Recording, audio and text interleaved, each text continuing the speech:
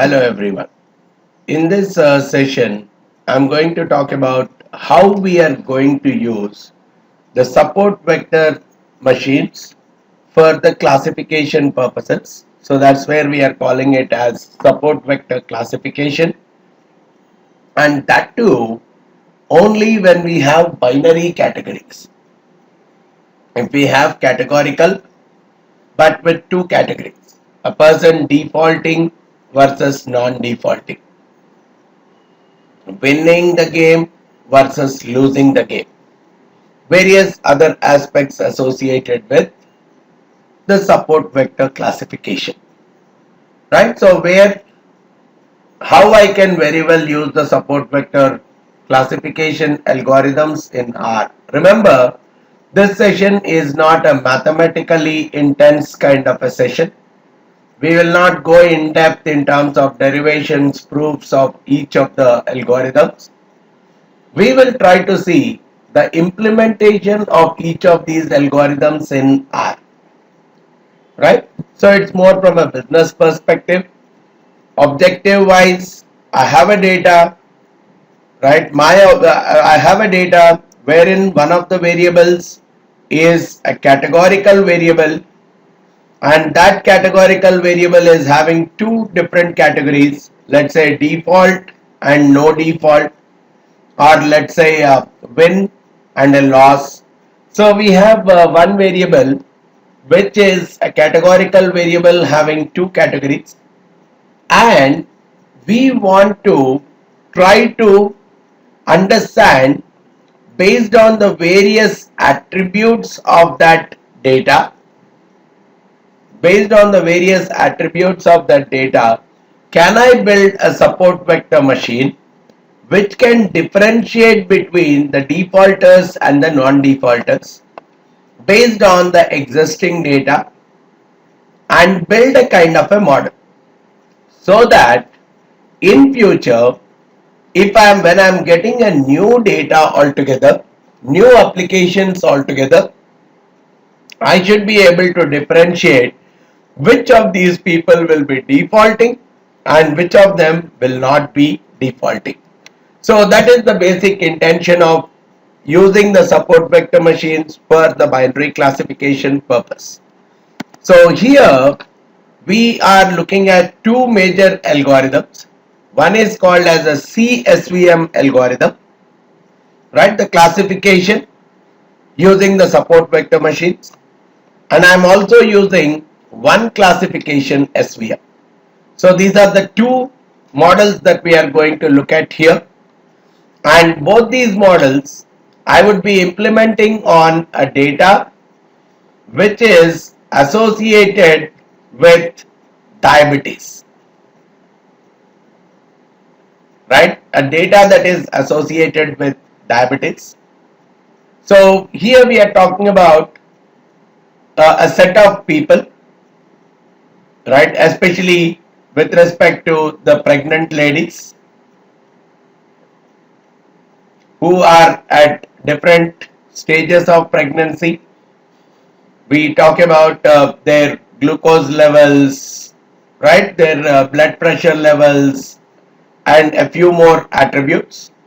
And finally, whether they are positive to diabetes or negative to diabetes. Now, based on that, I would like to build a model. Can I really assess or link the presence or absence of diabetes to one or more of these various attributes using a support vector machine? And because my response variable is binary, I can very well use either this one or this one to typically do the classification of the data, right? So that's how we would like to proceed. Let me load the data first, and based on that we will go ahead in terms of the understanding of the model.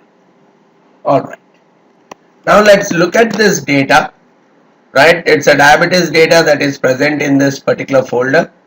I'm loading it into a variable called diabetes, right? So if we want to look at quickly what is there as a part of the data, I can very well look at the structure of the data, I'm looking at the structure of it. So it's a data frame containing 600 observations of 7 variables. We are talking about different months of pregnancy for each of these ladies, their glucose levels measured as integers, the pressure measured in terms of integer again, their mass measured in terms of numeric values. So there are a few NAs that are there as a part of the data. Even the pedigree is measured in some form. So you could see the pedigree measurement out here. Age, again it's an integer. Whereas the diabetes is looking like it's a factor with two levels, negative and positive. So that is what is the data right now, which we would be using for building a relationship between the presence of diabetes vis-a-vis the remaining 6 factors. And we want to look at how the support vector machine can help us in terms of building a model and probably using it for the testing purpose as for prediction purpose as well, right? So a few more things regarding the same. Let's look at the summary of this. Summary of the diabetes to just understand if there are any kind of NAs. Yes, obviously there are 5 NAs under this glucose column, 28 NAs under this pressure column and 9 NAs under this mass column. So it's better that we omit these observations altogether. So probably what I'll do is I'll create a new, I'll overwrite the existing diabetes itself, wherein I am using na.omit. So omit all those observations where NAs are present. So I'm saying na.omit diabetes, the basic data cleaning pass. Now if you want to look at the summary of diabetes at this moment, you will see that the numbers might have slightly changed, right? So probably from 44 to 198, no NAs now.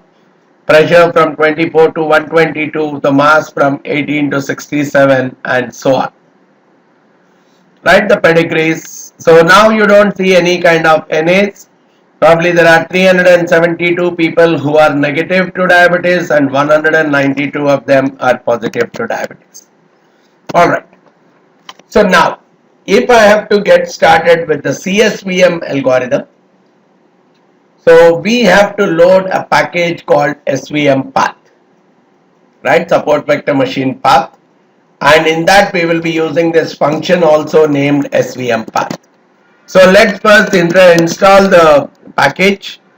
So let me call install.packages SVM path. I'm installing this particular package. So as a part of this package installation,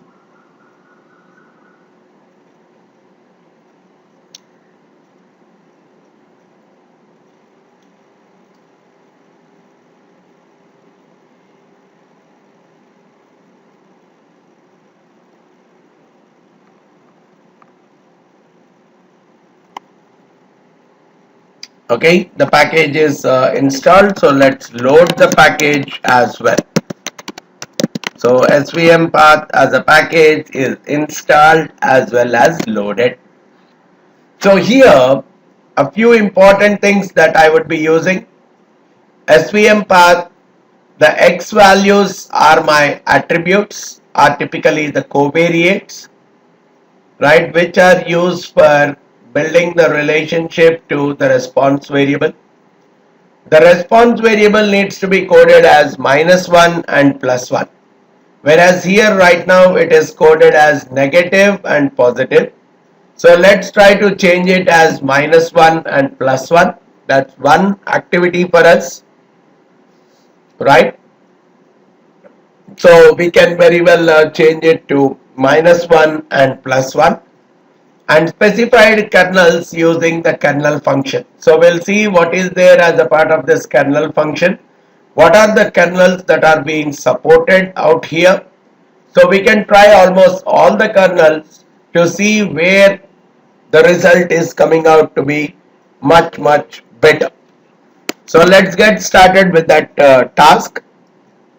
So once that we have loaded this particular package and got the data, now I have to convert the levels, right? So probably let's do one thing. I can very well take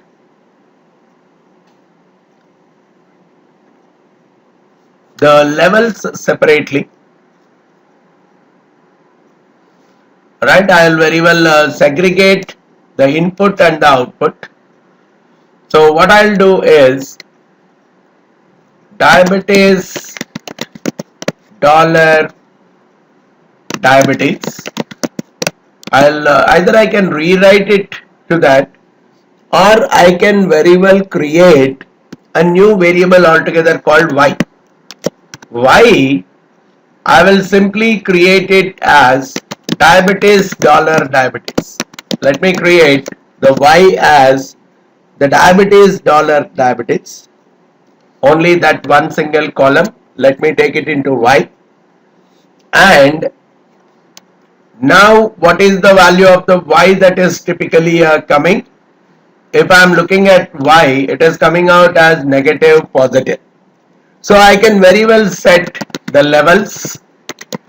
I'll set the levels of y as -1 and +1, right? I'll set the levels because I want the values of y as -1 +1. So initially I will set the levels of y as -1 +1. So now if you see y, it comes out as -1 +1. So because these are the levels, I can very well convert them into numeric, right? So I'll say as dot numeric, as dot character. First they are character, first they need to be converted into character. So as dot numeric, as dot character of y. So based on this, I'm getting my y this time 1 -1, but they are now numeric. But I want this y as a matrix. So if you look at just the hint regarding the SVM path, you could see this SVM path help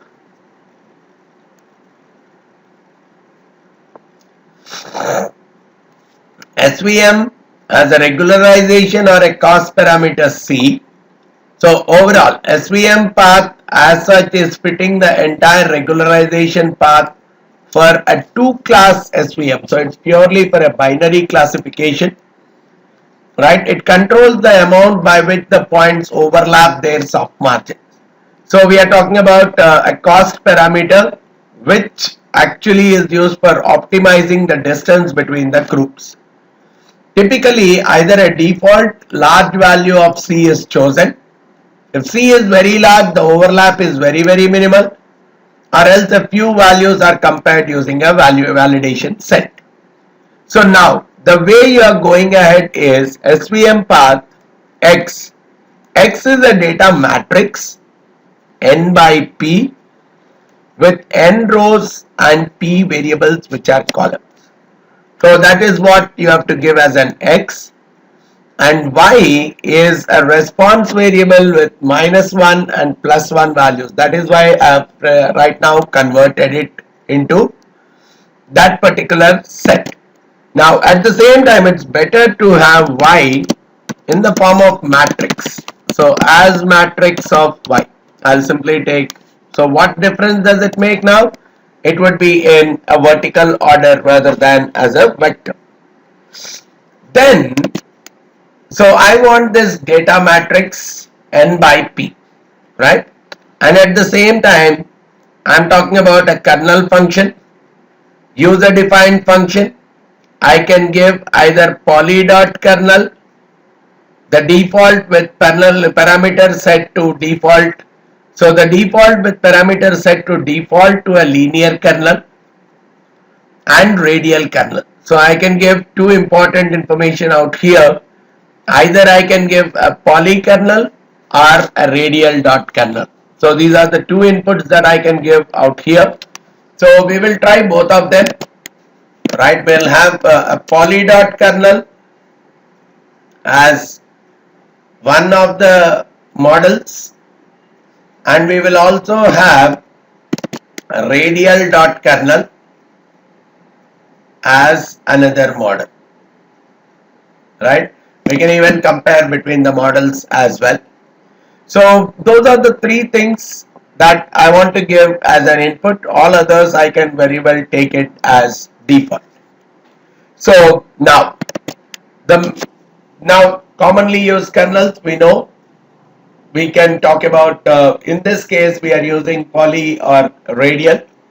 I could also use a linear kernel or even a sigmoid kind of stuff.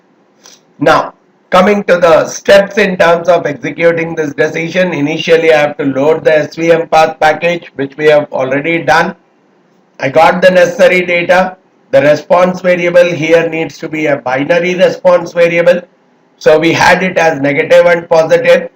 We have done a preliminary inspection of data using the summary function. Tried seeing if there are NAs as a part of the data. In fact, we did have NAs. So we tried to use na.omit to very well remove those NAs from our data. And now we are trying to build the model only with the remaining data. And the response variable, we have converted it into minus ones and plus ones. So even that step is taken care of. Support vector machine kernels, whatever, whether it is a polynomial kernel or a radial kernel, they actually depend. Internally, the calculation is they depend on the inner product of the attribute vectors. So there is a kind of multiplications that are happening with respect to the attribute vectors. And because of this kind of multiplication scenarios, there is quite a good possibility that large values, if an attribute is having a large values, it may result in a very large multiplication value, product value.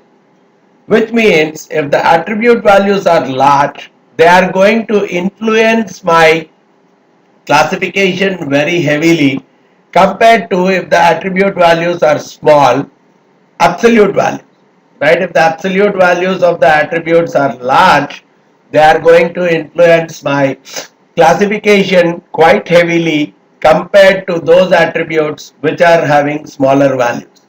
Which means in this case, just because let's say the glucose levels are much higher, right, ranging from 44 to 198, they are going to influence the attribute, they are going to influence quite heavily compared to let's say a pedigree which is having values lying between 0.07 to 2.42. I don't want any particular variable to influence the decision just because its size is higher. So that's where we don't want to get into that kind of ambiguities or confusion with respect to larger variables impacting the classification heavily. So we try to get into the process of scaling the stuff, right? So when we are doing the scaling, I want to omit that particular process. So basically what I am doing is, initially let me take diabetes 1, where I'll remove my response variable from it. So I'll say diabetes of all the rows minus all the columns minus the 7th column. Omit the 7th column. So if you are looking at diabetes now, diabetes 1, it does not contain the 7th column. Now here you could see the sizes are very widely differing. Now this is where I say let me do a scaling. We have a scale function which will do a normalization, x minus mean of x. So typically the scale function says it converts it into a z-score. Z-score is nothing but each observation x, it subtracts the mean of x from it and it divides it by the standard deviation of x. That is what we are calling as a z-score. For each of the variables, for each of the attributes, we are going to compute the same. So I'm going to look at it as diabetes 1 is nothing but scale of diabetes 1. So if I look at it now, the first few observations of diabetes 1, I could clearly see that the ranges are more or less in a similar range. Very narrow difference that is existing between the values. Right? So that's what we do generally to make sure that size really does not influence our decision with respect to the classification. And once we are done with that process, now I have to split the sample data into a training set as well as the testing set. So now for that I need to know how many rows of data is there. So I'll typically find out n row of diabetes 1 to see how many rows are there. Yes, there are 564 rows. So approximately 70% of it I will take it as a part of the training data. The remaining 30% I'll take it as testing data. So almost 395 observations I will take it as the training data, and the remaining 169 observations I would take it as a part of the testing data. So that is what I'm going to perform out here. So for that, it's better let me use the seed function just to make sure that the random numbers are consistent. So I'll use a train as a variable which will randomly select 395 observations between 1 and 564. So for that I'll use the sample function. So I want to pick up a sample between the numbers 1 to 564. I want to pick up some 395 observations where there is no duplication. So replace equal to false ensures that all the 395 numbers that I am picking, they are all unique. Right? So that is what going as a part of the train. Now I can very well create my training data. I'll call it training data, which is a subset of the diabetes 1, wherein I am considering only the rows that are selected as a part of the train and all the columns. That is what I am calling as a training data out here. And I'll also call a testing data, which is again a subset of diabetes 1, where I am considering the rows which are not there as a part of the train, which is why I am calling it as a minus train. Omit those rows which are there as a part of the train. That is where we use the minus train. And I'll select all the columns. So we have those rows which are the part of the training data considered as a part of considered as a part of the train data. The remaining are considered as a part of the testing data. So we have broken the data into training and testing sets. Now it's time for me to go ahead using the SVM path function. So we can try different kinds of kernels. As I have said, we will try the poly.kernel once, and we could also try radial.kernel. See what is the kind of response that is coming out in each of these models. Right? So I have to specify the training data is both for X as well as Y. Oh, even for Y, I'll say train Y, wherein I have to take a subset of Y, right, wherein I am taking the train and all the columns. Only one column is there as a part of Y. So I am taking train Y as a subset of Y, where only the train is considered, and test Y, again I am taking a subset of Y, wherein minus train is typically considered with all the columns. So I have a train Y as well as a test Y also. And now I can use the SVM path. But of course, here there is a simple catch which is saying set within that SVM path function. If you set trace equal to false, for each iteration that it is doing, we have already discussed that SVM path actually goes with an iterative kind of a procedure. So every time it does not just start printing the results onto the screen, and our result will not be that complicated, and our screen will not go that complicated. So that's where it's better to set trace equal to false apart from all the other parameters that you are giving to the SVM path. So I'll say fit poly SVM. So I'm trying to fit a polynomial kernel. So let me call simply fit poly. So I have to use the function called SVM path. The X values are coming from the training data.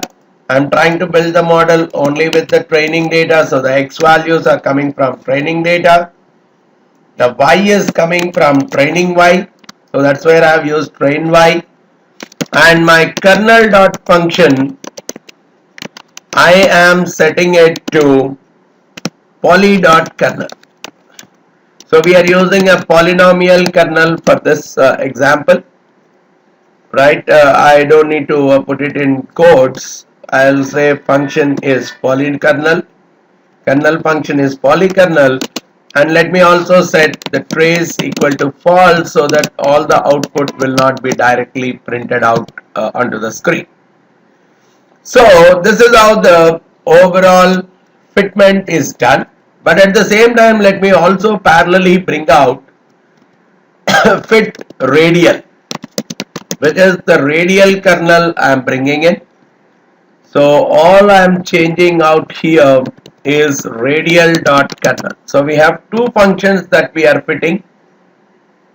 So convergence warnings are coming out here, but let's try them out. So I don't think there is an error, it's only a kind of a warning that has come out. So we have fitted a polynomial kernel as well as the radial kernel, right? So now once this is there, we are trying to look at the regularization path. Okay, before that let's try to see what this function has typically given, what this model fitment has come out. So this is how the fit poly has come out. These are the different iterations, right? So the different observations have been picked up on a random basis, and for each one of them the parameter lambda is typically understood, the value of lambda, and finally the error rate is also computed. So you could see for different iterations, you could see that the error rates are different. So probably it came down to 99, 98, 80s, right? 87, 86, 85.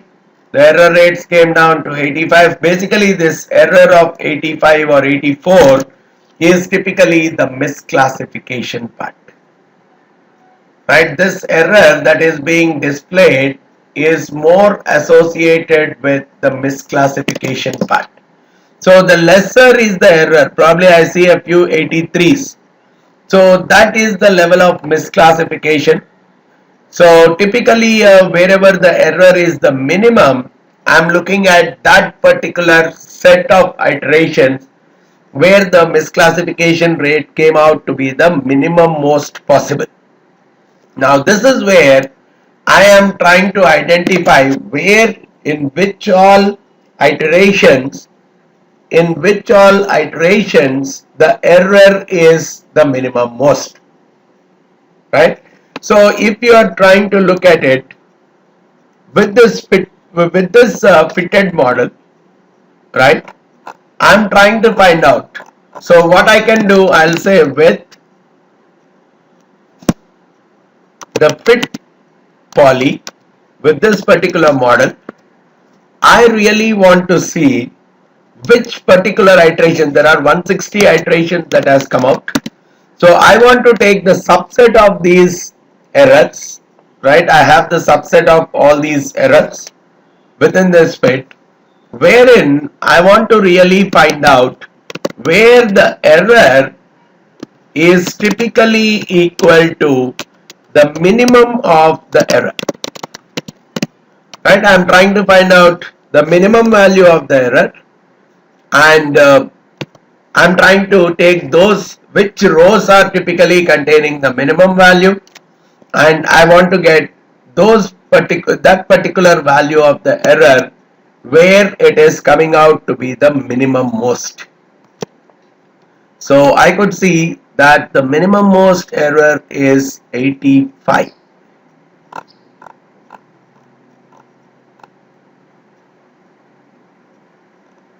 85. So is this fit poly?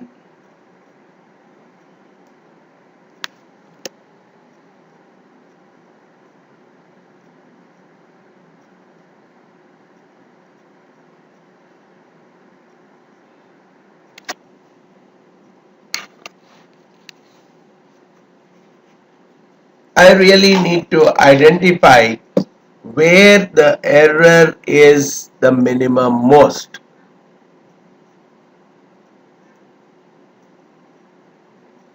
Where did it go wrong?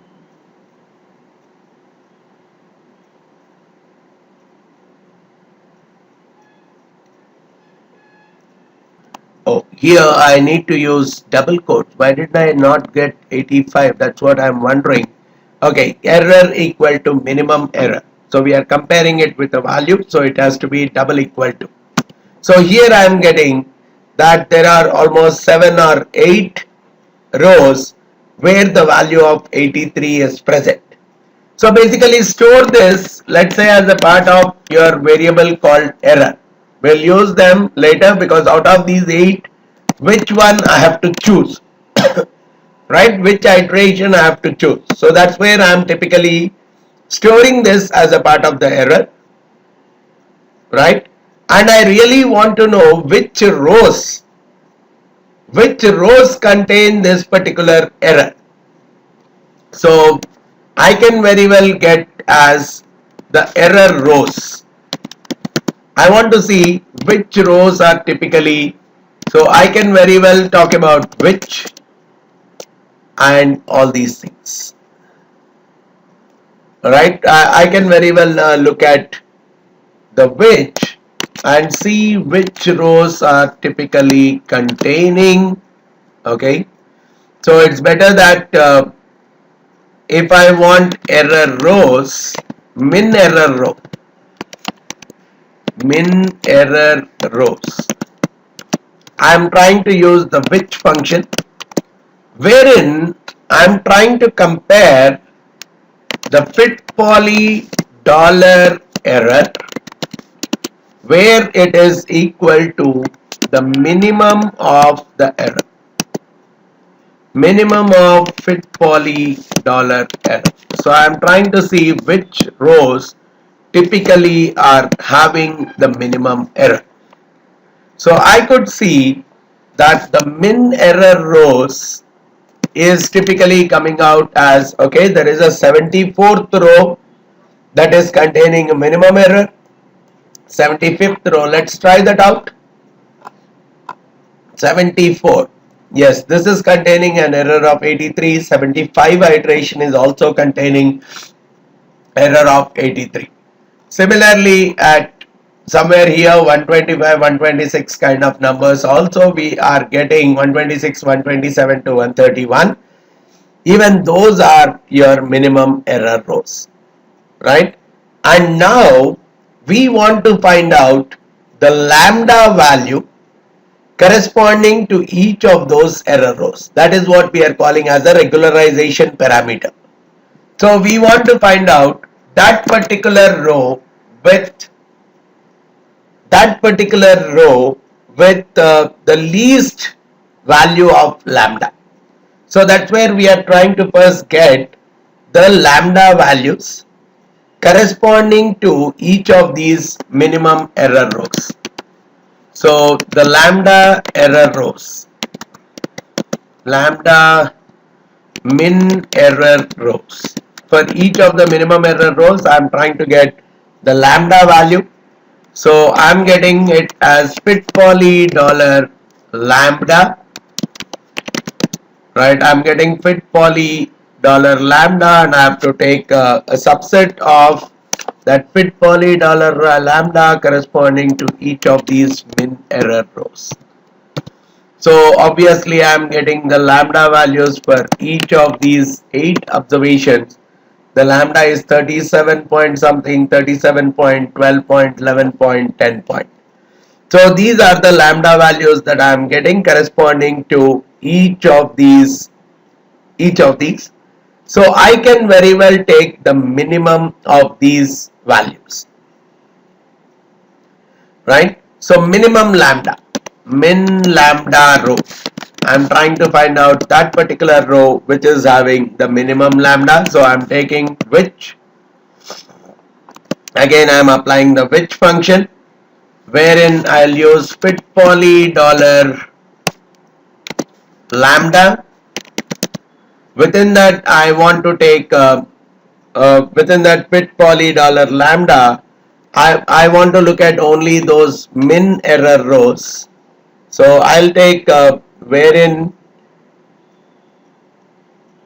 I want to get the minimum value out of these, right? So I'm taking fit poly dollar lambda, out of which I'm trying to compare for each one of them fit poly dollar lambda of, I'm looking at all the minimum error rows.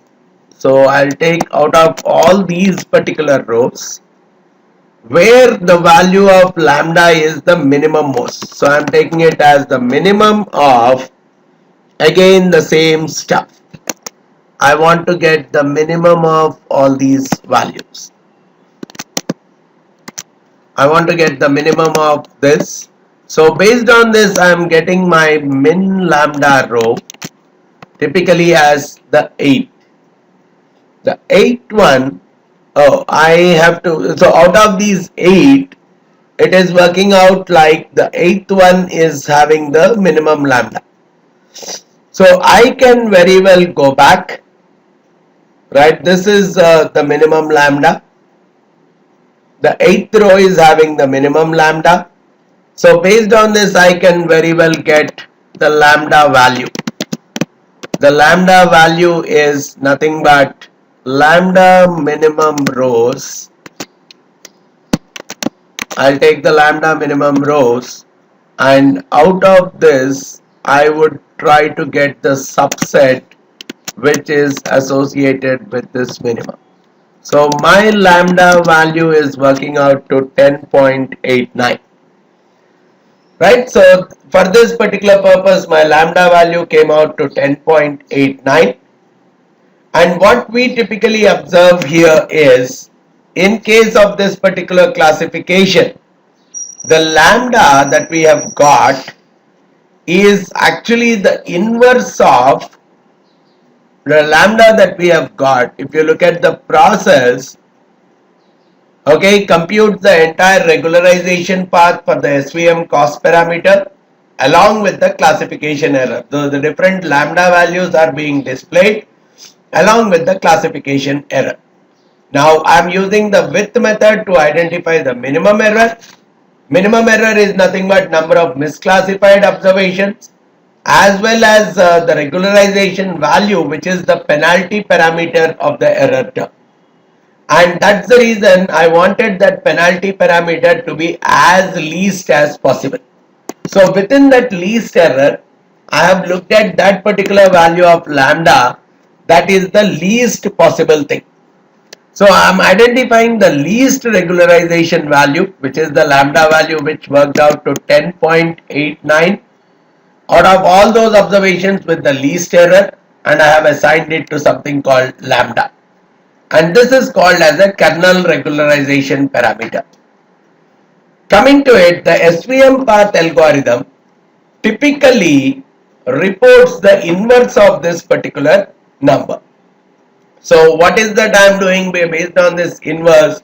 I am getting the parameter value simply as the reciprocal of the constant that I have typically got. So once you have got this particular lambda value, you can very well go ahead in terms of doing the prediction on the test data. So we can very well go ahead in terms of doing the prediction on the test data. So we'll say pred poly, where I am trying to do the prediction with respect to the polynomial kernel function. So I'll use predict. The model that I am using is fit poly, and the new values of x that I am considering here are the test data. That is what is the new value of x that I am considering, right? I am looking at the x values from the test data, whereas here the x that I am considering is without my values, right? That's where I'm taking only the test data. I don't have the response variable out here. And the lambda that we are talking of in this case is this 10.89. This is the value of lambda that I would be using for fitting this model, and the type I want is the class. The class typically saying whether it will belong to -1 or +1. So based on this, I am getting my pred poly. If you quickly see what is this pred poly, for each of them I am getting the values of either +1 or -1. -1 indicating a negative, +1 indicating a positive. So based on this, I can compute my table to look at the accuracy part. The predicted values denoted by pred poly, and the actual values are coming from y. So train y, right? I can directly take it, no, test y. Based on the testing data, whatever are the y values from the testing data, that would be my actuals. So I can very well create a table using this DNN, where the headings I can put, the first one is the predicted values, whereas the second one is our predicted class, whereas the second one is the actual class.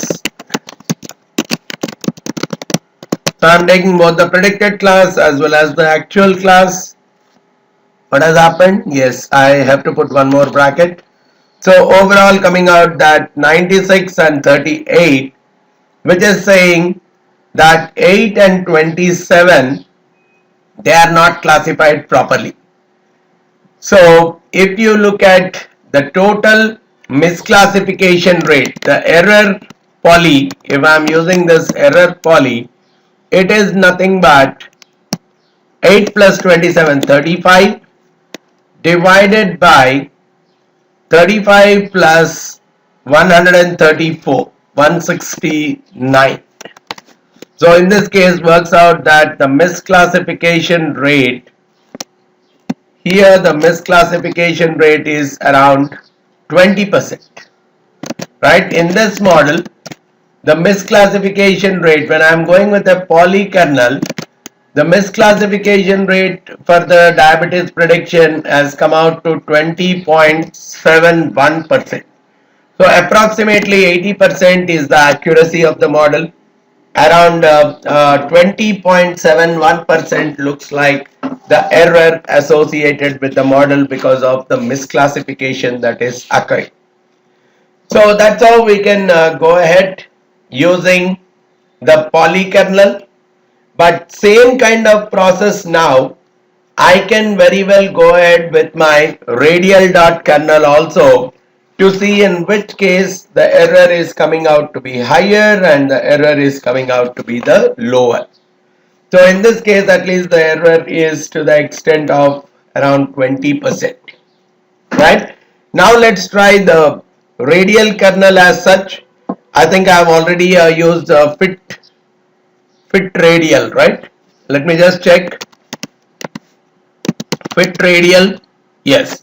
So this fit radial took 364 of the iterations altogether, but wow, the error is 2 in some cases.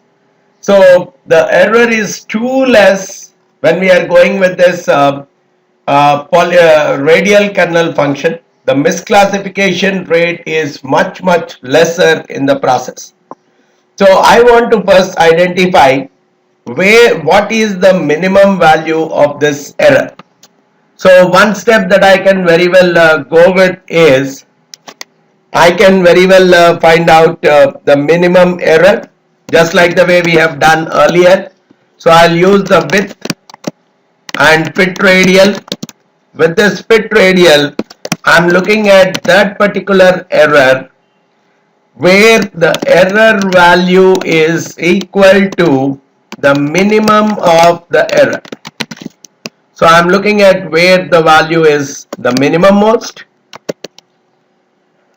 right? I'm looking at where the error is the minimum most. So based on this, I'm getting that my error is 2, and in these many iterations I got the error value as 2.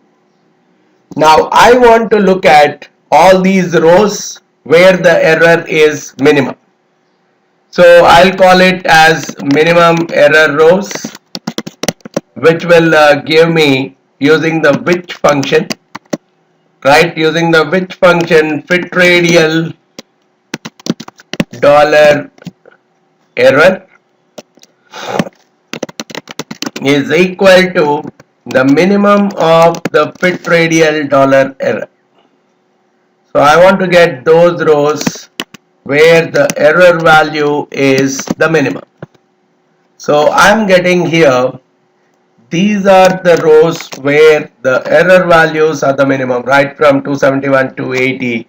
So these are the iterations where the error values are the minimum.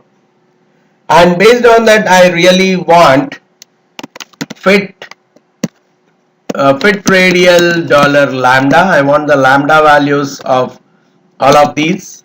So I want the fit radial dollar lambda of all these minimum error rows. For each of these rows, I want what is the value of the lambda. So I can call this as lambda min error rows, right? I'll call this as a variable lambda min error rows, where I'm getting fit radial dollar lambda min error rows. So based on that, for each of these rows, the lambda that I am able to identify is, these are the lambda values that I have identified for each one of them. And now I want the minimum value of the lambda. So I'll say lambda is something, or probably a lambda radial is something which is the minimum of the lambda min error rows. I want that particular minimum value. So based on that, I'll get the lambda radial here as 0.124. That's the minimum most value. So I would like to use this particular value of lambda, and at the same time, when I'm going with the error, it is when I'm using the error on the training data, this model has given 2 out of what is that 395. So the error rate is hardly 0.5% on the training data, only 2 misclassifications, whereas in the earlier case the error was to the extent of, when we have used the other function, the error was to the extent of 83. So in that case, when we have used the polykernel, the error was the minimum most error was 83 misclassifications out of 395, resulted in 21%. But when we have applied that model on the testing data, the error came down to, the error is somewhere around 20%, 20.7%. So probably there is not much of a difference in the error between the training data and the testing data. Whereas here it looks like the error or the misclassification on the training data is only 0.5%. Now let's see if the same is the case in case of the testing as well. So let me call pred radial, where I am doing the prediction of the radials using the predict function. Fit radial is the name of my model out here. The new x values for me are the test data. Those are the new x values for me. The lambda in this case is the lambda radial, which is same as, what is the lambda radial here? It is 0.121243. So that is my lambda radial, and I am typing in the name of the, I want the classification to be -1 or +1. Based on this, I would like to look at the table wherein I am considering the predicted value, pred radial, and I am also taking test y, which is talking about the tested output values, which is the actuals, and I am trying to name, if I don't want to name it. So one side we have the predicted values and the actual values. So this is what are the numbers. 99 and 5, they are correct predictions, whereas 60 and 5 are erroneous predictions. So here the error rate is coming out to 65 divided by 169. So in this case, the error rate, when we are applying this radial kernel on the testing data, the error rate has shot up to 38.46%, which is a clear indication that in this example, the radial kernel is a lot of overfitting has happened. Right, overfitting has happened because on the training data the error looks like only 0.5%, whereas when the same model is applied to the testing data, the error shot up to 38.46%, which is a very big jump. Whereas when we have used polykernel, on the training data the error was around 21%, and on the testing data it's around 20.7. There's a kind of consistency in the way the error has been observed between the training data as well as the testing data in case of the polykernel, whereas when we have used the other kernel, which is the radial kernel, we got into a very wide difference between the training data and the testing data. So in this case, it looks like the polykernel is much more appropriate for the classification of the data. And what we could clearly observe is the error that is resulting in this process is approximately to the tune of 20%. That is what we should understand when we are going with using the CSVM model for binary classification. So if there are any other methods, probably we could have used the decision tree for the same purpose, right? We could try logistic regression, we could try probit model. There are different models which can be used for the same objective.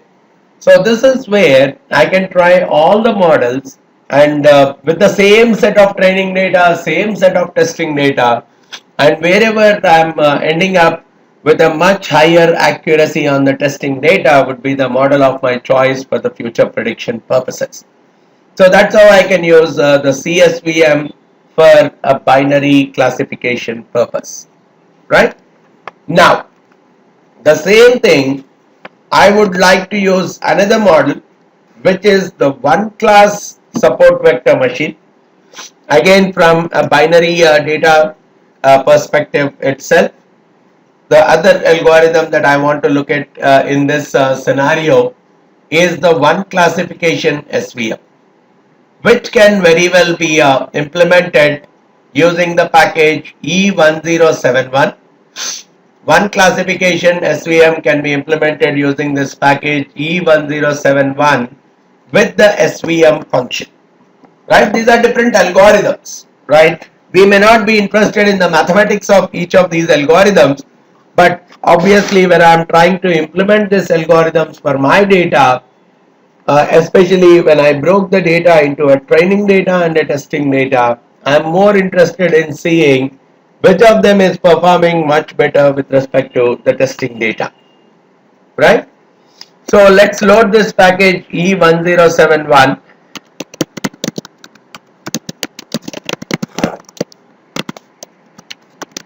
I'm loading this package E1071. Okay, I have to give it in quotes.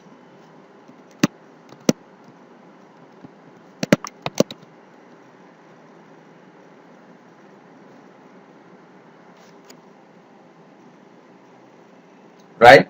So this package E1071 is installed, and here we are going to talk about SVM as a function, which we would be using for various other support vector machine classifications as well. But quickly, if I have to look at what this SVM function is typically containing, I have to first load the package. So library E1071, and then I will question the SVM. So SVM is a support vector machine used to train a support vector machine, this particular function. It can be used to carry out general regression and classification. So I can use both the purposes. The same algorithm I can use to carry out both general regression as well as classification, as well as density estimation.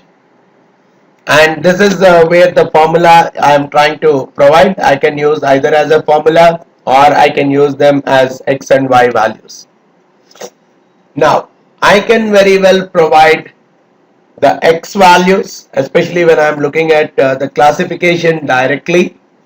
I can provide the x values, which are the various parameters. So I will ignore the y part. I'll only look at the x values. If required, I will be doing the scaling. The default itself is a scaling will be performed here. So I don't need to explicitly use the scale function. The scaling will be performed by default, right? So the scaling will be performed. The type is, again, it can be used as either classification or for regression purpose, or in some cases I can use it for novelty detection also. Probably in this case, if I want, I can use it for a novelty detection purpose as well. Depending on whether y is a factor or not, the default setting for type classification. So for classification, I will use it as C-classification or EPS regression, depending on whether it is whether the y value is a categorical value or a numerical value. So for novelty detection, which I can use in this case, I will use it as one classification. Then the kernels.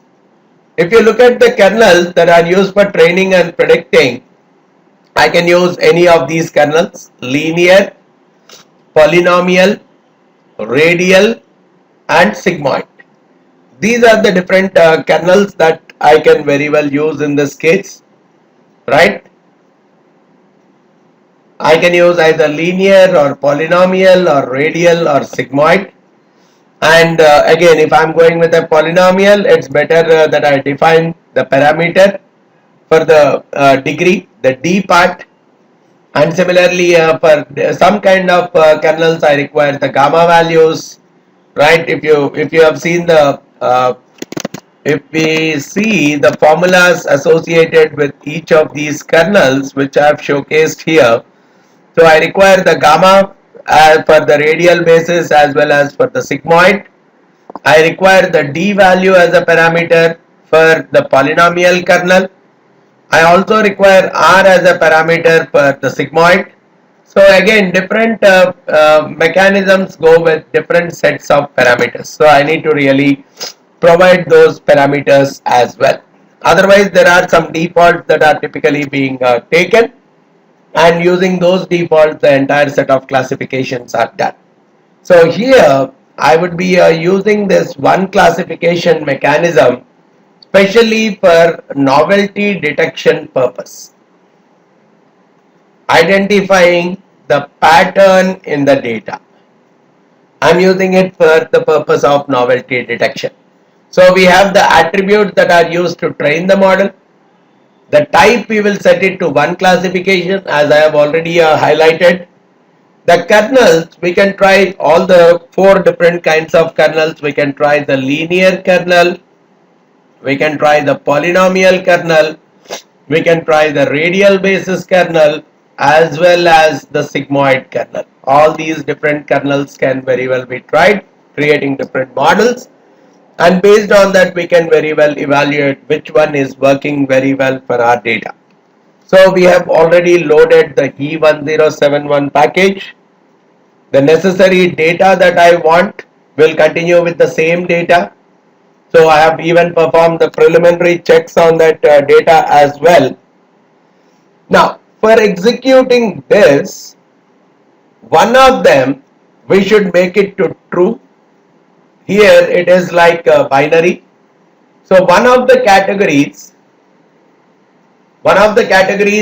as one classification class, I have to look at either the diabetes being positive or negative. One of these two, typically let me consider the positive as a one classification class and create a variable. The variable I want to call it as is positive or something. So I'll call this variable as positive. So wherever the value is positive, I'll assign it to a value true, and all other values I'll assign it a value false. So let me start through the process. The diabetes, the original one, right? So this one, when I have to go ahead with the process, again let me set the seed so that the random numbers are picked up relevantly. So I'm setting a seed of 1000. Now let me just check what is there as a part of diabetes. The head of diabetes is containing all these 7 variables, including whether the diabetes is positive or negative. Now what I want to do is, out of this one of the class, especially the positive class, I want to take it as true or false. So this is where I'll create another additional variable, diabetes dollar positive. Right? I'll create a new variable called diabetes dollar positive, wherein I am actually checking, right? I have to set this particular value either as true or as false. So that's where I'll say diabetes dollar positive of, I'll take a subset where diabetes dollar diabetes, where this particular value diabetes dollar diabetes is equal to POS. Wherever the diabetes dollar diabetes is equal to POS, I'll set it to a value true, and wherever this is equal to any G, right, wherever this is equal to any G, I'll set it to a value false, just for you to test out what has occurred in the process. Let's quickly look at the head of diabetes after this particular step. So we got one variable called positive, which contain trues as well as false. So quickly I can look at the table. So this you can do even if there are multiple categories. We'll do a novelty detection part. So I am doing a table diabetes dollar positive, just to see how many trues, how many falses are there. So there are 372 false and 192 trues as a part of our data. Then we want to create two different subsets, right? So we want to create two different subsets where we are talking of positive and negative. We want to create two different subsets based on positive and negative. So let me call a subset positive, where this whole value is equal to true, right? So I can use a subset function.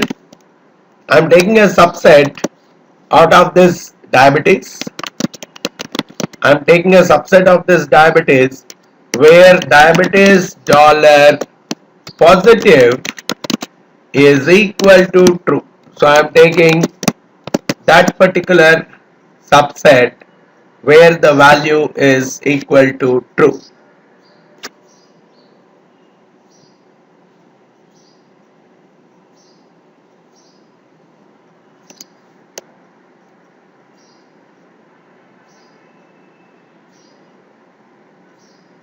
Operator is invalid.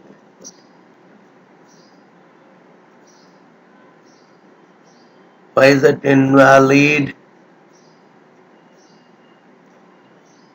For atomic vectors.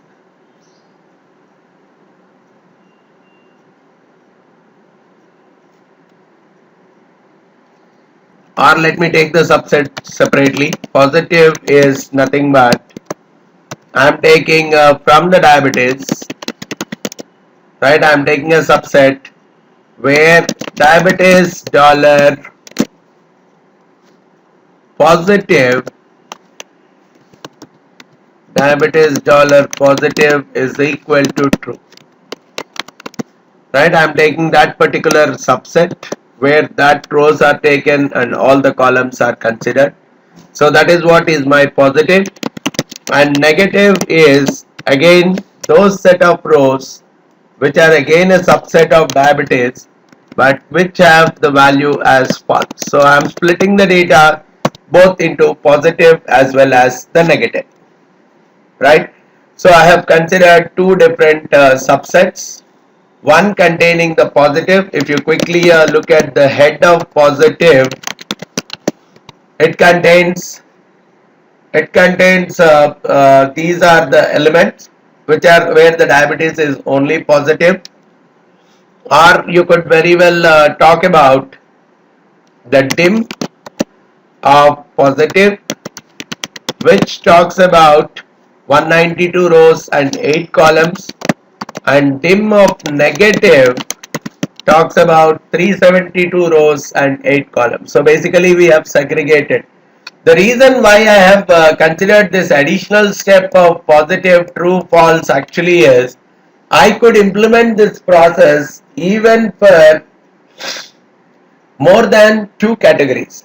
The same novelty detection I can do even for more than two categories variable, but still I have to consider that particular variable into a binary kind by assigning this true and false. That's one of the prime reason I had to go ahead in terms of creating a new variable called positive and assigning the values of true and false to it.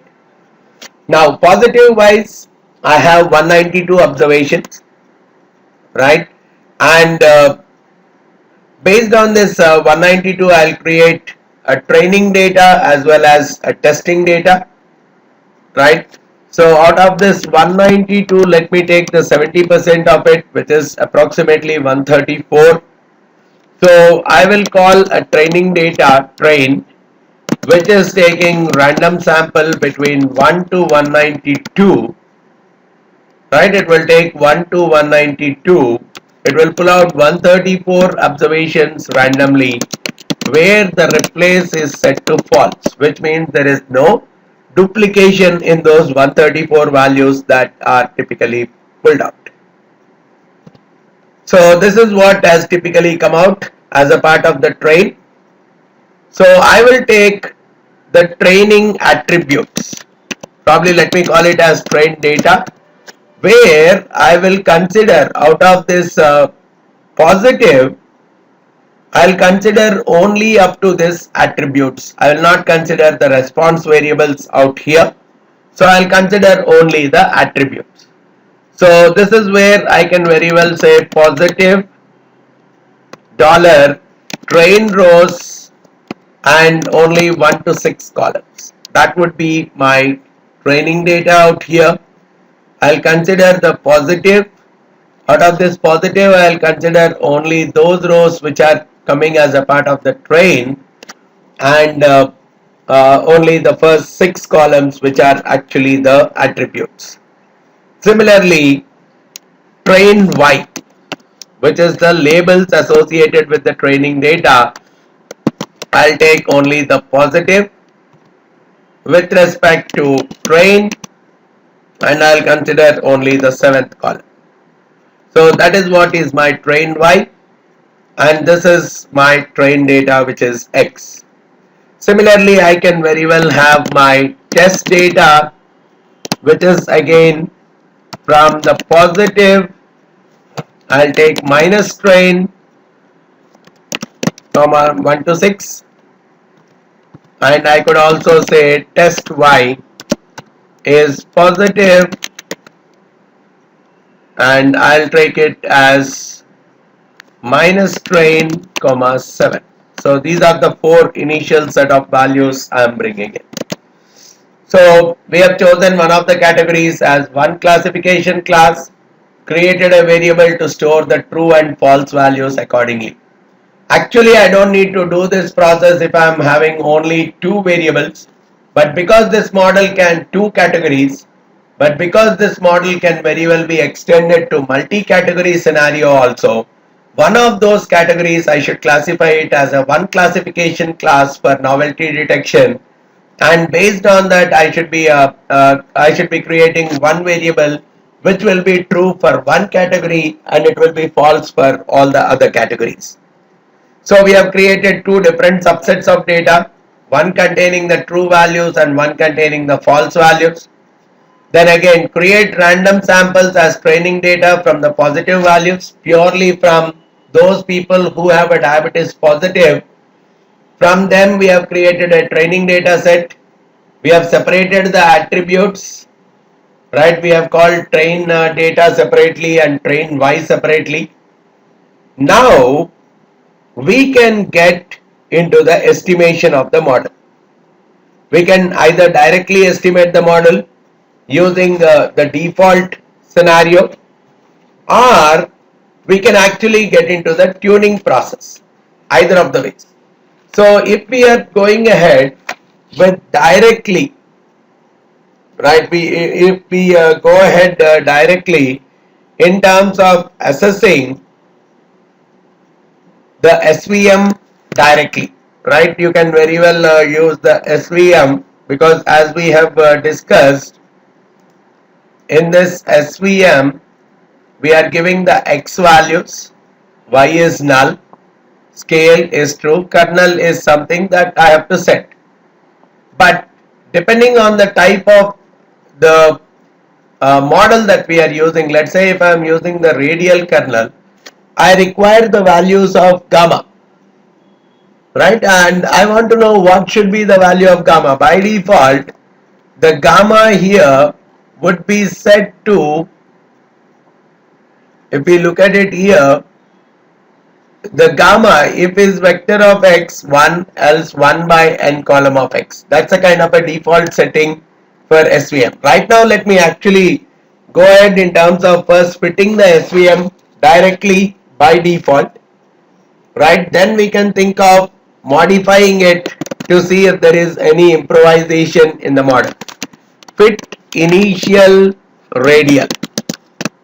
I'm going with a fitting of the initial radial function, where I am using SVM as a function.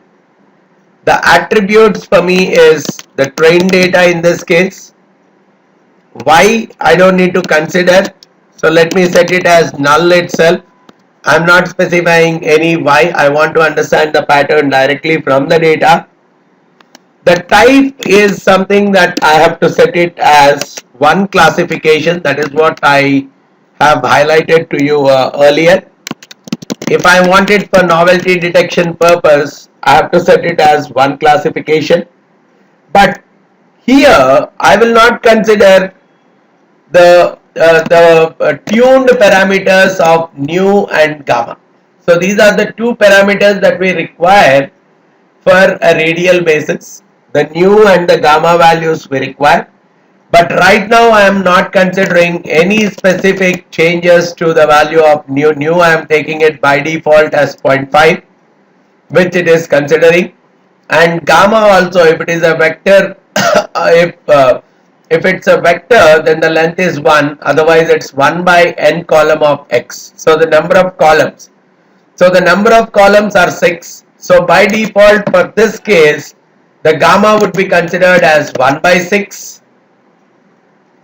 Right, because there are 6 columns of data. By default it would be considered as 1 by 6, and the new value will be taken as 0.5, and based on which I will go ahead in terms of the fitting of the model. And if required, I can do a cross validation, right? If you look at this if you look at this cross,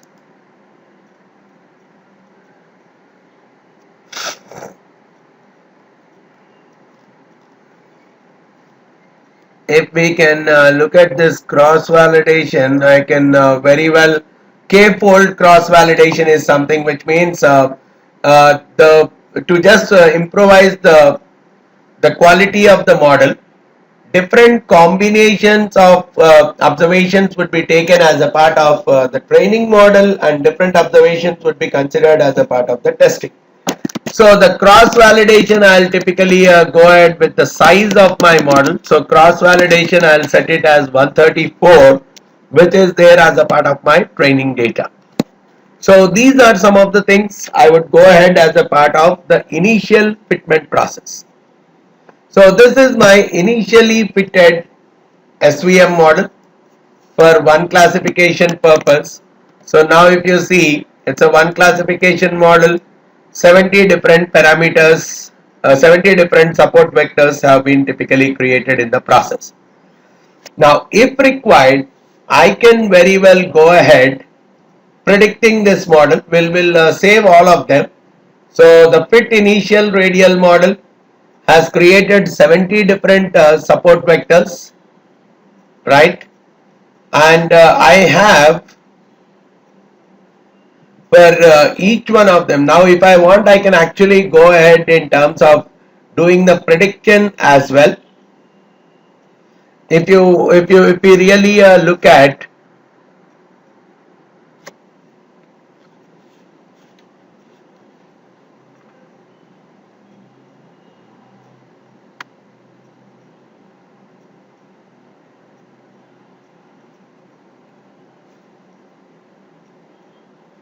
right, if we really look at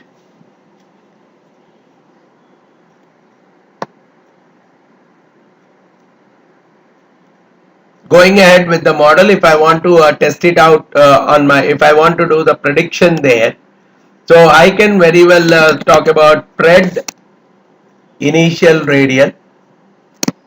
Let me see what is coming. Prediction value of the pred initial radial. I can very well use the predict function, where I am using the fit initial radial model. Right, I am using the fit initial radial model with the set of train data. So when I am trying to predict with respect to the train data itself,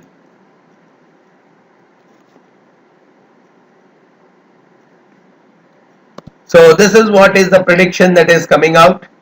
So you could see pred initial radial is coming out like false, true, false, false, false. Now I can very well compare this with respect to my original data, right? I can very well compare it with respect to my original data. So it's coming out like table, and the predicted values, this is on the training data. So pred pred initial radial, and I require the true false with respect to my training, or probably you convert. So probably we'll call pred initial radial. Right now if I want to compare it, I am talking about if else, if this particular value, if the original value is equal to true, right, if the original value is equal to true, then let me call it as false, else let me call it as negative. So it will be considered as either positive or negative. So based on that, I will compare the predicted initial radial. The predicted value would be compared with respect to the actuals. The actual is coming out as train Y. So which is telling me that initially, without using any kind of improvisation to the model, the positive classification is happening like this, which means the error rate is around 66. So everything is getting treated as positive. Oh, so probably it would have been the case. Let me again redo the process. That's not the case because we have a few false and few trues in the model. Probably the way we have written the true is looking like a problem. Pred initial radial wherever it is true. Let me just remove.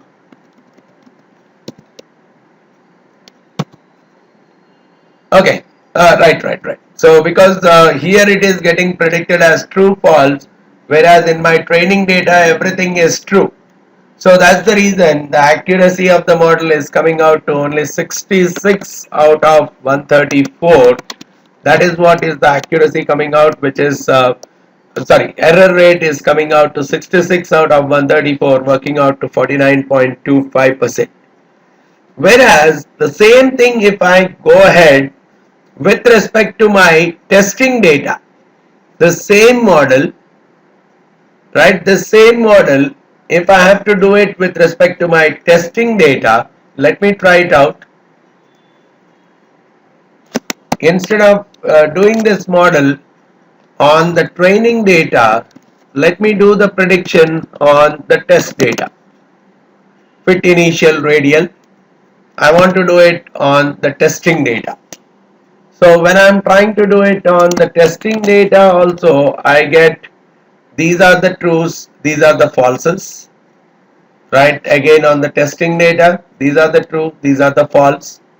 And if I have to go ahead in terms of identifying again what is the error rate or what is the layer of accuracy, I can very well create a table.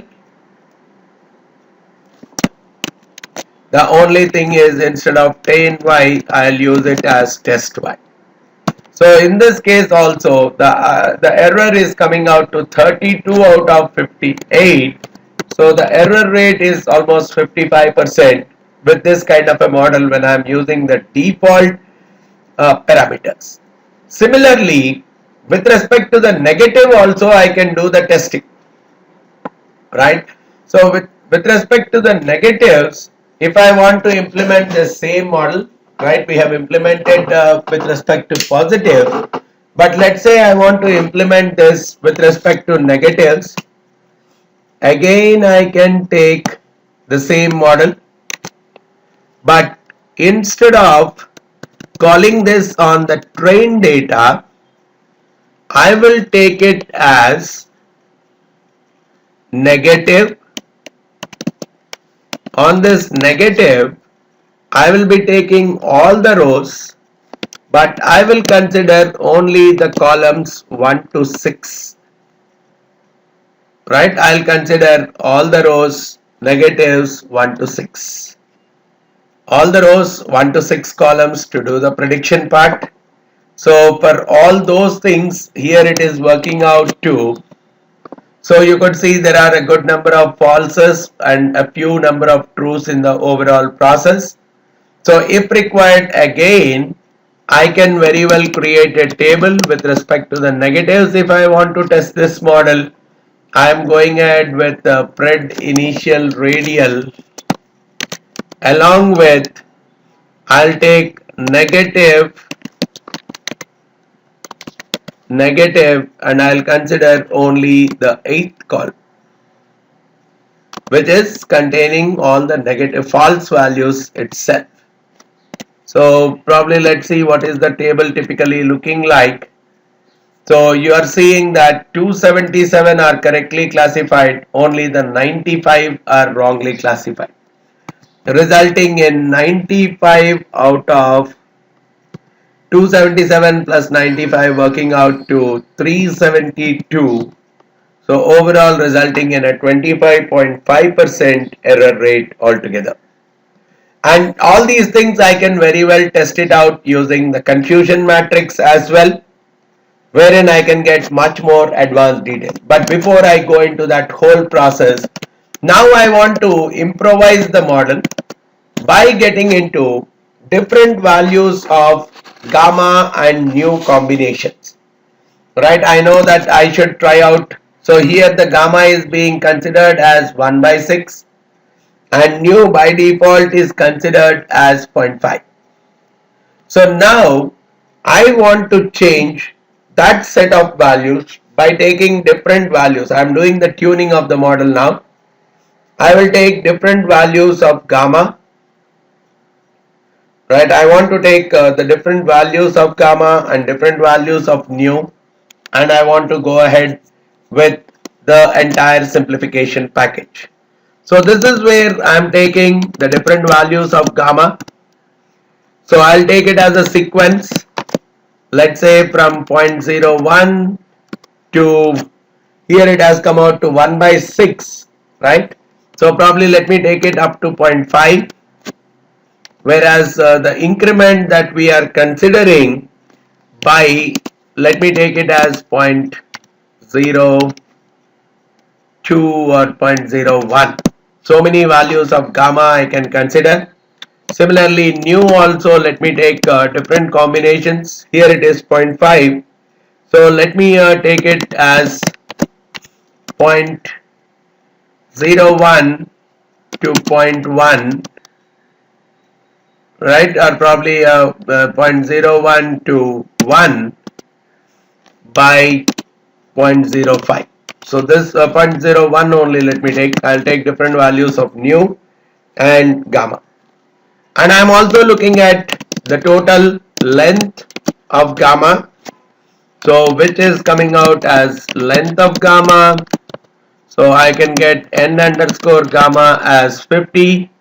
Similarly, n underscore nu, I can take it as length of nu, which works out to n underscore nu for me is 100. So the runs for me, so I'll take different kinds of combinations. Probably this looks too big. Probably I should try just for this is just for understanding. So let me do one thing. Gamma, let me just bring it down.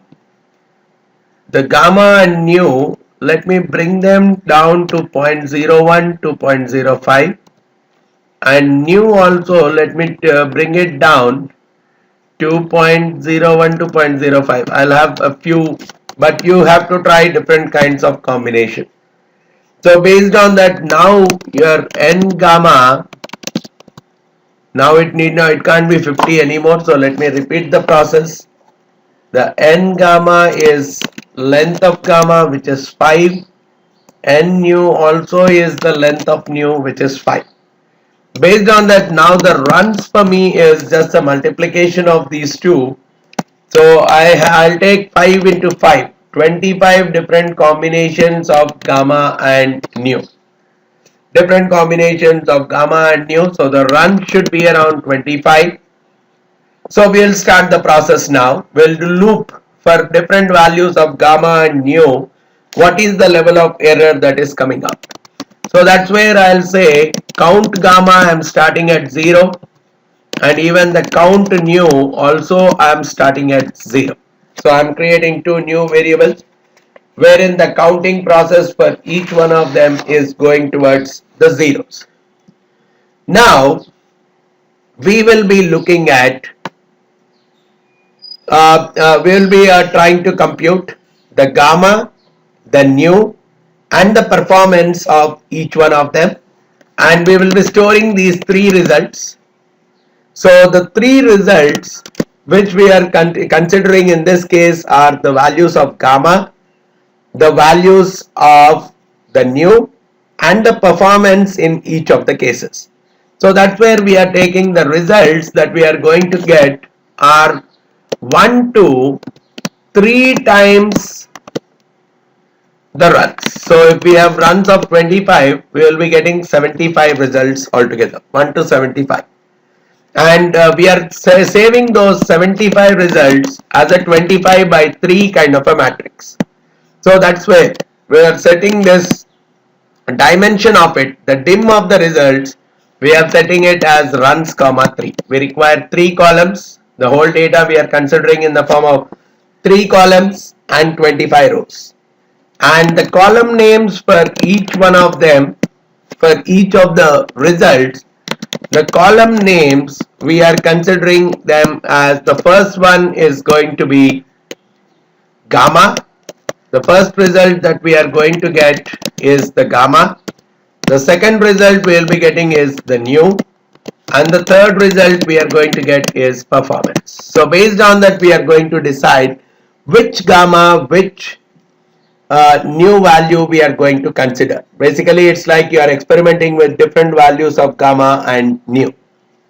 So initially we'll start the process where I am setting some temporary variables I, k and count. So I am setting it to 1, k also I am setting it to 1, and count also I am beginning it from 1. 3 temporary variables. Now this whole loop is what is created for different values in new. I'll consider the different values of new for each value of new, for each value of gamma. So it's a kind of two loops that we are creating for value in new. So we have the news. So we are talking about for value in new. So new is having a values 0.01 to 0.05. So we will say for value in new, and similarly I will also consider for value in gamma. We'll take one in new, one in gamma. So for each value of new, for each value of gamma, that is what it means.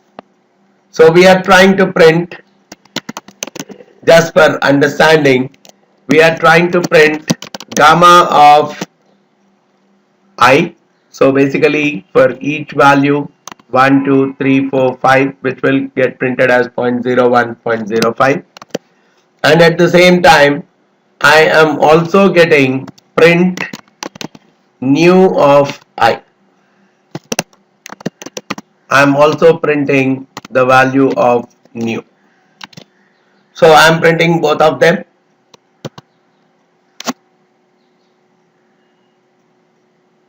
Then once along with the printing of these two, for each loop I am putting an SVM.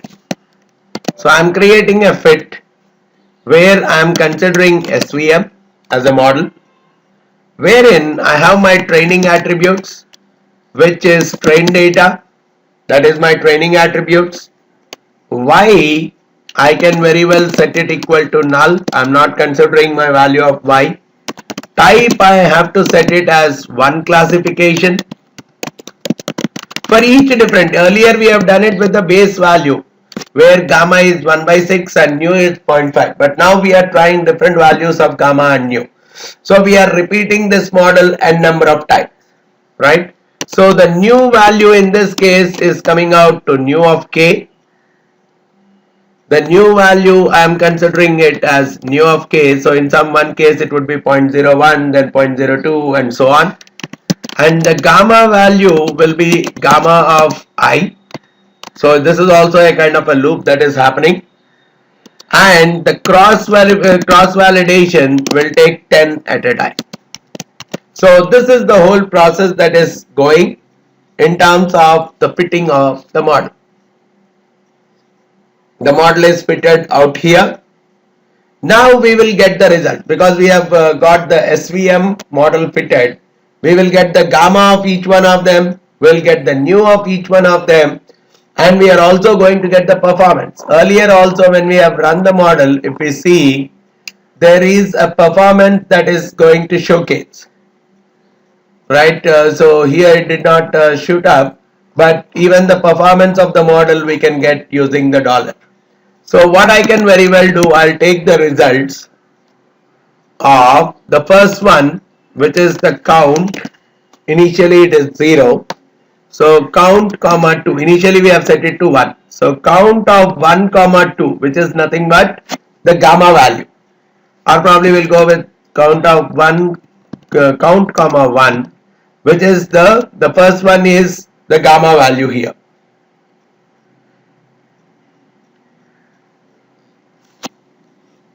Results count comma 1 is actually the first value that we are going to get is the new value. So this is where I can very well take fit dollar new. count of results comma 1 result equal to, sorry, this whole process is gone. Now again let me start the whole process for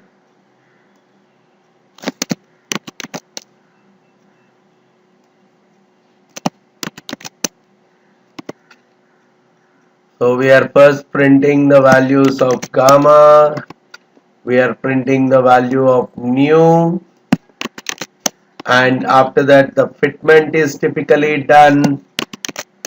But now the results I have to equate it to nu. What is this comma?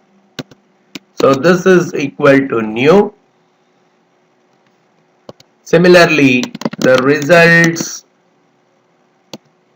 count comma 2, this is equal to fit dollar gamma, and results count comma 3 goes to the results 3 is coming from the total accuracy of the model. So fit dollar tot dot accuracy. So these are the three things from the model we are assigning to the three columns, and based on that the count is typically incremented. The gamma's count is typically incremented. So from here the count of gamma is typically incremented. So count gamma is actually becoming count gamma plus 1. So you can try out the loop, the logic altogether, and from here we are actually increasing the overall count also. So it's becoming count is becoming count plus 1. So 1 is becoming 2 and so on. Even my I value, which is the gamma, actually is increasing with I plus 1. So this is the whole thing that is happening. The gamma loop now I can very well close.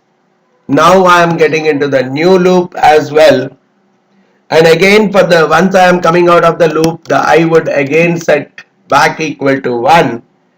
Whereas the k would typically increase from k to k plus 1. And this is where the whole looping process will be accomplished.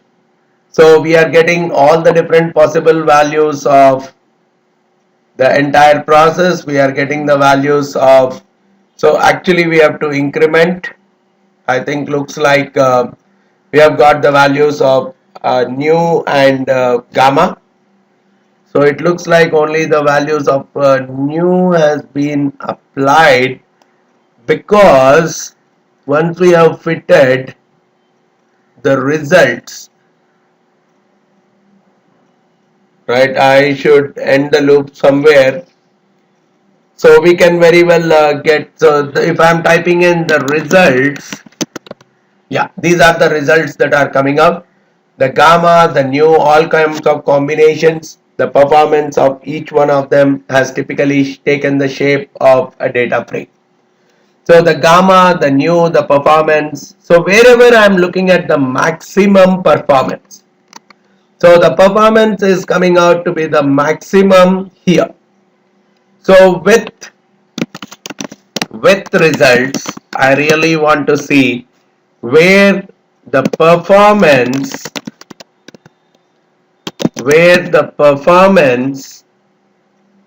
is equal to the maximum. I'm taking the subset of performance where the performance is equal to the maximum of performance. I have to equal with a double equal to, where it is equal to the maximum of performance.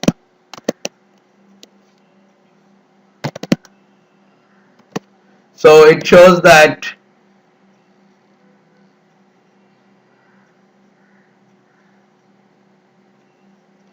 with results, I'm taking a subset of performance where performance equal to the maximum of performance. So this has to be a data frame, looks like, right? Probably, otherwise let me take the results as dot data dot frame of results. Initially let me convert it into a data frame, so that now let me see if I can use the width function directly. Yeah, so I get that it is 97.01 is the performance, and corresponding to that I get the gamma value as 0.03 and the new value as 0.01, right? So those are the gammas and the new values that I would like to use as a part of my new model. So I'll say fit new. I'm just giving you the process. Now you have to play around with the different values of gamma and new. Now I am using the new model SVM, where again I am going with train data as my input. The Y I will take it as null, and then I can look at the type as one classification. The type I am taking it as one classification. Now the new value I should be taking it as corresponding to this. Zero point 0.01 is the value of new, and gamma value I should be taking it as 0.03, and the cross validation I'll take it with 134. Now based on this I'm putting a new model. So this is the new model that we have got. Fit new. In this case there are only 9 support vectors. Gamma is 0.03, the new is 0.01, and based on that I can again go ahead in terms of doing the prediction with respect to my training data as well, right? So probably a pred new, right? And in this case it's the radial function. So I'm using pred new, wherein I am using the predict function, and fit new is the name of the model that I have, and we'll use it on the training data itself. And it comes out that the pred new, this time the pred new is working out to a large extent, everything is coming out to be true. So the pred new has done quite a decent job out here, right? Looks like very few falses are there. So when I'm executing this model on the training data, at least the accuracy of the model is coming out to be much appropriate. So table, when I am doing it with pred new, when I am creating a table of pred new along with the original data, which is positive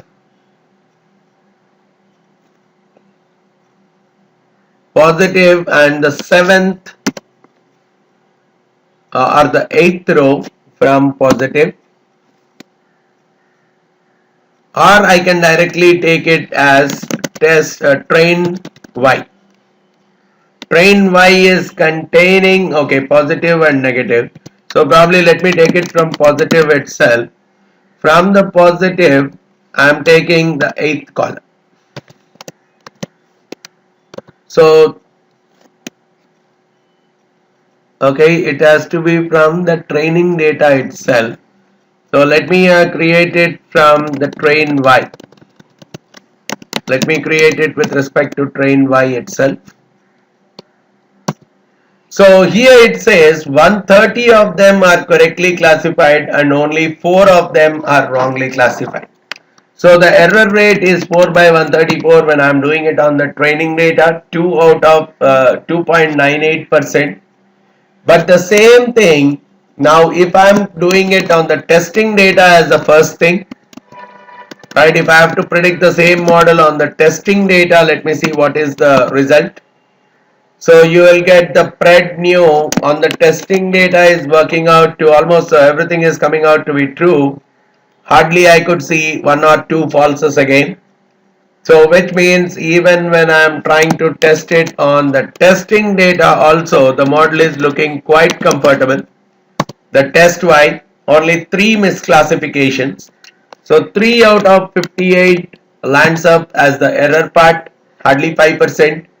Now if I try to do this model completely on the negatives to see how the model typically has to come out, instead of using the test data out here, I'll do it on all the negatives, right? So I'll not use the test data here. I'll take it as negative and I'll consider all the rows, but columns wise I'll consider only 1 to 6, which are the attribute based columns out there. Based on that, the new model, and remember there all the values are negatives. So but here there are a good number of trues and falses that are coming when I am applying this model to the negatives out there. But let's see, if I have to do the table, right, if I have to do the table using the pred new, which we have got, along with from the negative, I would consider all the rows only the 8th column. So from there I am looking at the table. It comes out that 281 are correctly 281 are wrongly predicted as true. There are so many truths, whereas only 91 of them have been correctly classified as false when I am using the model for the prediction purposes out there.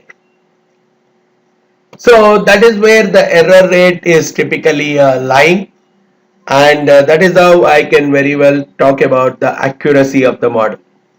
And more, if I really want a little bit more regarding the accuracy of the model, I can very well create a confusion matrix with respect to the test data. So this one I can test matrix. I'll call this as a test matrix, where I am considering the table between the predict new and this one. So I am taking this as a test matrix, and I can take the confusion matrix from a caret package. So I'll install the caret package where I can take the confusion matrix. So I'll say install.packages caret, where a better representation of the confusion matrix also can come out.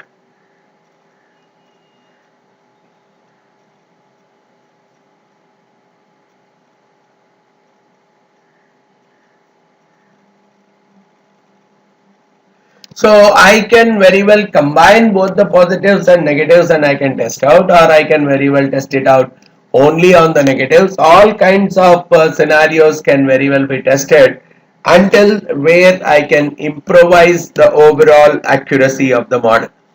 So I will load this package library called caret, and on this particular package I want to introduce the confusion matrix. So we'll use this function called confusion matrix, which gives me slightly more details, right? I am considering the data as, so if I want to do it on the training data, I can very well go ahead and do it. If I am doing it on the testing data, I can very well go ahead and do it. So whatever is the model that we have got, test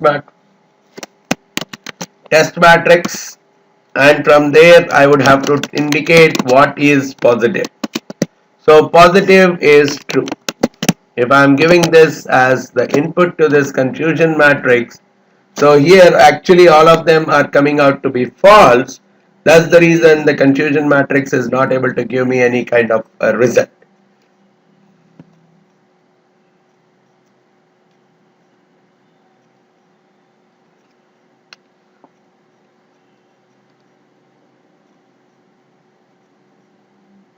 So if I set it equal to false, now here we don't have the values associated with true or false, the actual values. So probably let me take this particular model then with respect to the entire data, right? Let's do one more thing, the predict let me take it not with respect to negative or positive, let me take it with respect to the entire diabetes, right? And now we will create the table where I am taking Prednew, and so with this particular Prednew, we will again call it as false or negative, right? Where if else Prednew, if else Prednew equal to true, we will call it as positive, else we will call it as negative. So let's see what has come out as Prednew. Some of them coming out to be positive, some of them coming out to be negative. Now I will take the table directly. In this table, I am considering Prednew as the predicted values, and the actual is coming out as diabetes with all the rows and the seventh column. So let's see what is this table talking about. So this is the table: negative 91, 185, positives 281 and 7. So there is a big amount of error that is coming out in this process out here. So on the top of this, let me call this as conf matrix. Conf mat. So I am taking this table as a part of the confusion matrix so that I want to perform the in-depth testing on this confusion matrix. So I'll say confusion matrix, wherein the input that I am giving to it is the conf mat, which is the confusion matrix itself, and the positive will be set to POS. Positive is set to POS, and based on that I am trying to understand the confusion matrix. Overall, the accuracy of the model is only around 48%. It can lie anywhere between 44 to 53%. That's the kind of accuracy of this model going with this one classification, right? The kappa value is much lower.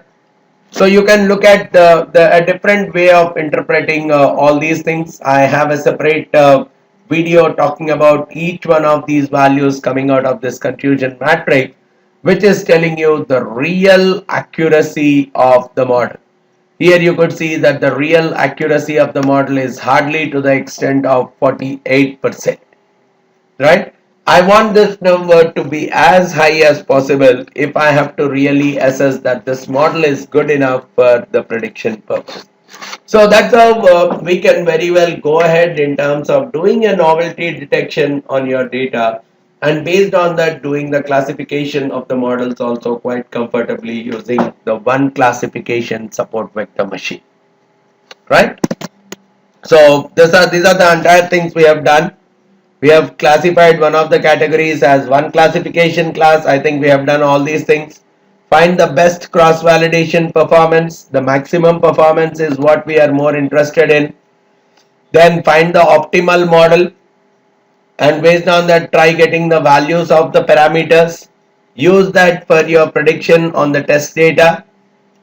And we are creating tables for training data as confusion matrix, testing data as confusion matrix. Use the confusion matrix method from the carrot package and try assessing the various statistics. The kappa is a much better measure of the accuracy of the model, but it's hardly around 15%. So probably I can very well omit out this particular model because the classification of it is nowhere close to good. So we can very well try out different possible values of gamma, nu to see if there is any kind of an improvisation of the model. We have got the best possible values of nu and gamma itself. So we have to understand for this particular example, one classification SVM did not provide any kind of a support for us. and there is a very high possibility that the support vector machines will be very sensitive to overfitting, as we have seen in this example quite clearly. Alright, so that's what I wanted to take up as a part of this session. Right, we had a detailed understanding of CSVM for binary classification and one classification SVM, especially for novelty detection purpose. If you have any further queries regarding the same, you can very well get in touch with me by giving me a call on the number that I have provided below, or you can very well send in an email at vamsidhar@pagegurus.com. Thanks a lot for listening to this session. Thank you very much.